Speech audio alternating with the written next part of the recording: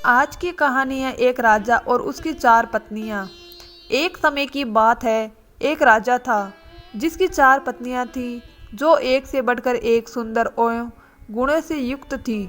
राजा उन चारों से अनुराग रखता, परंतु उसे चौथी पत्नी सर्वाधिक प्रिय थी, फिर तीसरी, फिर दूसरी और पहली। पहली पत्नी उनमें से सर्वाधिक वयस्क थी, इसीलिए वो राजा को सबसे कम प्रिय थी। एक दिन राजा वन में आखेट के लिए गया। वहां उसे एक अज्ञात कीट ने काट लिया और वह एक दुर्लभ बीमारी से ग्रसित हो गया। वेद एवं तांत्रिकों ने अपनी सारी विद्या का प्रयोग किया, परंतु उसकी अवस्था को सुधार नहीं पाए। अंततः उन्होंने यह कहा कि राजा की मृत्यु निकट है और अब वह कुछ ही दिनों के मेहमान है। राजा ने अपनी संपत्ति को रानियों में विभाजित करने का निर्णय किया, क्योंकि उसका कोई उत्तराधिकारी नहीं था। परंतु सामान्य रूप से विभाजन करने की जगह कौन सी रानी उसे कितना प्रेम करती है, इस आधार पर संपत्ति को बांटने का निर्णय किया। उसने एक चतुर योजना बनाई और सभी रानियों को एक एक करके बुलाया। उसने कहा, मेरे जीवन के केवल 3 ही दिन शेष है। मैं तुम्हें एक रहस्य बताता हूँ। बहुत पहले एक साधु ने मुझे एक शक्तिशाली यंत्र दिया था, जिससे मुझे स्वर्ग की प्राप्ति होगी यदि मैं साथ में एक और व्यक्ति को ले जाऊं, परंतु उससे पहले कि स्वर्ग में प्रवेश करे हमें दारुण यंत्रणा सहन करनी होगी और नरक में 7 बरस व्यतीत करने होंगे। क्योंकि हम एक दूसरे से सर्वाधिक प्रेम करते हैं, इसीलिए मैंने यह निश्चय किया है। मैं तुम्हें अपने साथ आने का यह अवसर प्रदान करता हूँ। उन्होंने चौथी रानी से आरंभ किया, जो सबसे छोटी थी और जिसे वह सबसे अधिक प्रेम करता था। उन्होंने उससे पूछा, क्या तुम मरने के बाद मेरे साथ चलोगी?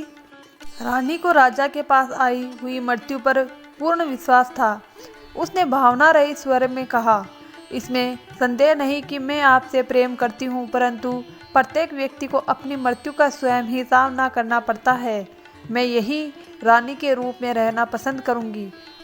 मुझे तो प्रेम एवं सत्कार की आदत है। इतना कहकर चौथी रानी चली गई। राजा को अपनी तीसरी पत्नी पर बहुत प्यारी थी और उस पर उन्हें बहुत गर्व था और उन्होंने उसे बुलाया और साथ में मरने का पूछा।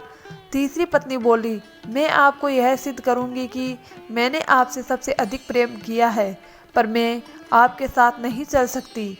मुझे अपनी जिंदगी बहुत प्यारी है। राजा की दूसरी पत्नी हर मुश्किल समय में उसका साथ देती आ रही थी। जब कभी राजा किसी मुश्किल या उलझन में होता तो वही उसका निवारण करती। राजा ने उससे भी साथ चलने को पूछा, जिस पर दूसरी पत्नी ने कहा, माफ़ कीजिए महाराज, मैं आपसे आपकी कोई मदद नहीं कर सकती। मैं आपका अंतिम संस्कार जरूर करवा सकती हूँ और मैं उस वक्त तक आपके साथ रहूँगी। तभी एक आवाज़ आती है, मैं आपके साथ चलूँगी और आप जहाँ भी जाएंगे आपके साथ ही जाऊँगी, भले ही वह मौत के बाद का सफ़र हो। राजा ने देखा कि यह उनकी पहली पत्नी की आवाज़ थी। राजा अब शांति अनुभव करता है कि कोई तो है जो उसे बिना किसी अपेक्षा के प्रेम करता है, पर उन्होंने उस पर सबसे कम ध्यान दिया था। राजा को बहुत शर्मिंदगी महसूस हुई। उन्होंने कहा, जब तक मैं जीवित था तुम्हारा ध्यान रखना चाहिए था, तुम्हारी कदर करनी चाहिए थी। उन्होंने पहली पत्नी से माफ़ी मांगी। दोस्तों, वास्तव में यह कथा आपकी, हमारी और प्रत्येक व्यक्ति की है। हर व्यक्ति की 4 पत्नियां होती है। चौथी पत्नी हमारा शरीर, जिसे हम खूब सजाते हैं, गहने पहनते हैं, अच्छे कपड़े पहनाते हैं, पर आखिर में यह हमारा साथ छोड़ देती है। हमारी तीसरी पत्नी होती है धन संपत्ति।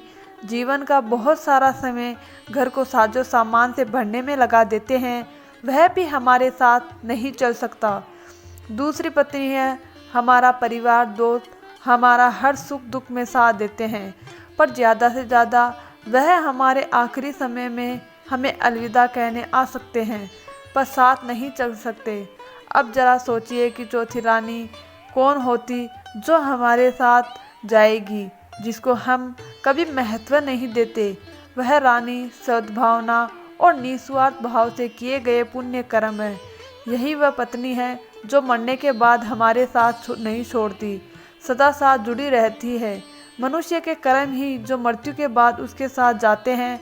हम में से अधिकतर लोग इस कहानी के राजा की तरह ही जीवन जीते हैं। कहानी में बताए कर्म अनुसार ही अपनी पत्नियों से प्रेम करते हैं। हालांकि यह जीवन का आधार भी है और आवश्यकता भी है कि साजो सामान के साथ आरामदायक जीवन जिए।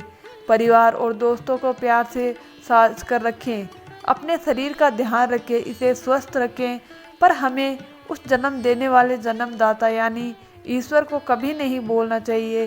थोड़ा सही लेकिन कुछ समय उस परमात्मा को जरूर दे। निष्कर्ष जीवन में भी सच्चे प्रेम को समझना भी जरूरी है। संपत्ति, परिवार, शरीर के साथ साथ हमें सद्भावना और निस्वार्थ प्रेम के मार्ग पर चलना चाहिए।